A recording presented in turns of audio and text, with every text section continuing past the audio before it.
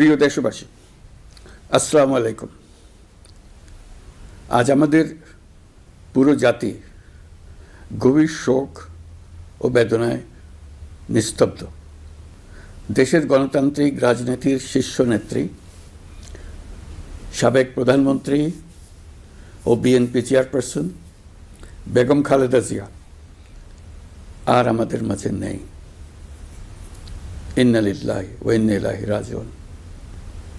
বেগম খালেদা জিয়ার ইন্তেকালে আমরা গভীরভাবে শোকাহত ও মর্মাহত। তার মৃত্যুতে জাতি এক মহান অভিভাবককে হারিয়েছে। এই গভীর শোকের মুহূর্তে আমি তার পরিবারের সদস্যবৃন্দ, রাজনৈতিক সহকর্মী এবং অগণিত কর্মী সমর্থকদের প্রতি সমগ্র জাতির পক্ষ থেকে আন্তরিক সমবেদনা জানাচ্ছি। মহান আল্লাহর কাছে আমার প্রার্থনা, তিনি যেন আমাদের সবাইকে এই গভীর শোক কাটিয়ে ওঠার শক্তি দান করেন। বেগম খালেদা জিয়া ছিলেন বাংলাদেশের রাজনীতিতে এক পরম মহিমান্বিত ব্যক্তিত্ব।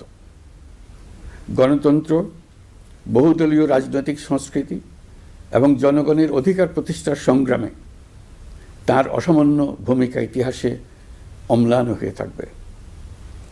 স্বৈরাচার ও ফেসিবাদের বিরুদ্ধে তাঁর আপসহীন নেতৃত্ব বারবার জাতিকে গণতন্ত্রহীন পরিস্থিতি থেকে উত্তরণের পথ দেখিয়েছে এবং মুক্তির প্রেরণা জুগিয়েছে। মাত্র 30% টাকায় জমির মালিক হয়ে নতুন বাংলাদেশের গড়ে তোলার স্বপ্ন দেখা বাংলা বসতি। দেশ ও জাতির প্রতি তাঁর সমুজ্জ্বল অবদান জাতি চিরকাল শ্রদ্ধার সাথে স্মরণ করবে।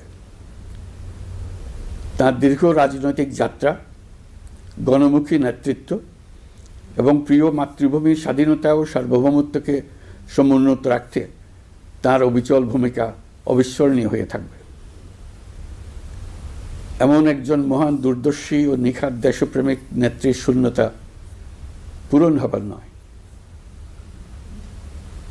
প্রিয় দেশবাসী, এই শোকাবহ মুহূর্তে আপনাদের প্রতি আমার উদাত্ত আহ্বান, আসুন আমরা সবাই যার যার অবস্থান থেকে মহান আল্লাহর দরবারে বেগম খালেদা জিয়ার বিদেহী আত্মার মাগফিরাত কামনা করি।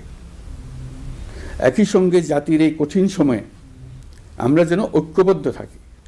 শোকের এই সময়ে কেউ যেন অস্থিতিশীলতা বা নাশকতার অপচেষ্টা চালাতে না পারে। এবং আগামীকাল তার নামাজে জানাজার দিনে একদিনের সাধারণ ছুটি ঘোষণা করছি।